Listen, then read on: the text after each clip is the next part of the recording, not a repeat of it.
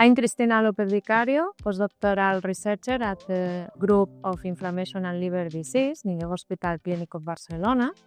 And together with Professor Dr. Bryan Contreras, we are co-directing the PhD thesis of Bryan Contreras, which is focused in the identification of new lipid mediators in patients with acute decompensation of cirrhosis.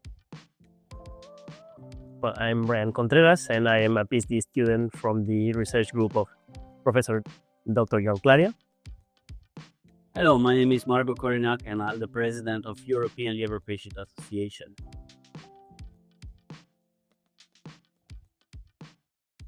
It's really nice to have you here. So can you explain more what exactly is your research about? Well, we measured the 100 lipids in the blood of the patients with advanced cirrhosis, because we know that lipids, besides of being fat and a reserve of energy in the body, they also play a role in the immune system of the patients. What we observe is that patients with advanced cirrhosis presented high levels of certain lipids that were related to an inflammatory process. So what exactly are lipids?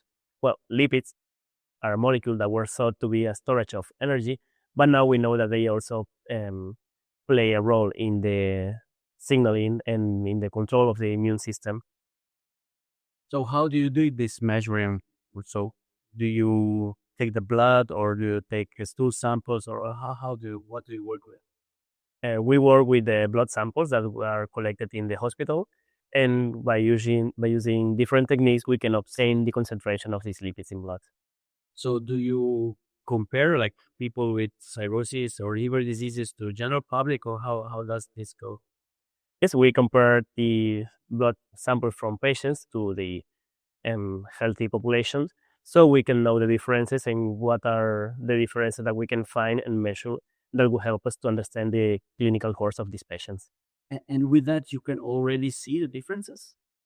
Yes, we actually, in our project, we observed that there is one lipid that is associated with inflammatory processes that presents high levels in patients with advanced cirrhosis, and we think that it's related to the susceptibility to bacterial infections.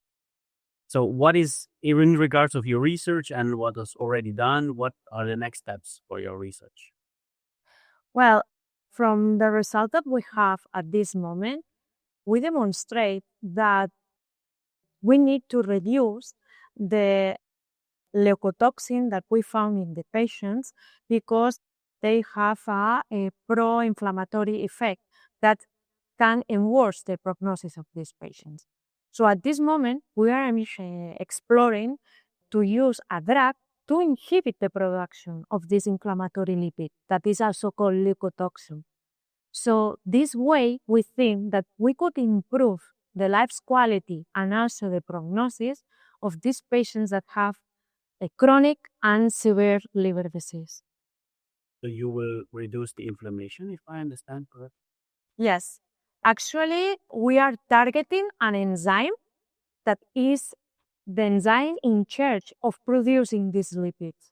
This lipid is contributing to release of a lot of proteins in the body, to make me understandable, that produce this inflammation and is damaging all the tissues, not only the liver, but also producing the failure of the other organs that are extrahepatic. It looks like that your research will be beneficial not just for liver patients, but for other patients also, if this is like something that attacks other organs also. Yes, actually, we have found in the scientific literature that patients with sepsis, for example, they are already getting benefits of this inhibition using this treatment. So we want to go further and see what's happening in patients with acute-on-chronic liver failure. Thank you very much for your time and your explanations, and I'm sure we will have many questions also from the people that will look at this video, and we will get back to you. Thank you very much. Thank you. Thank you.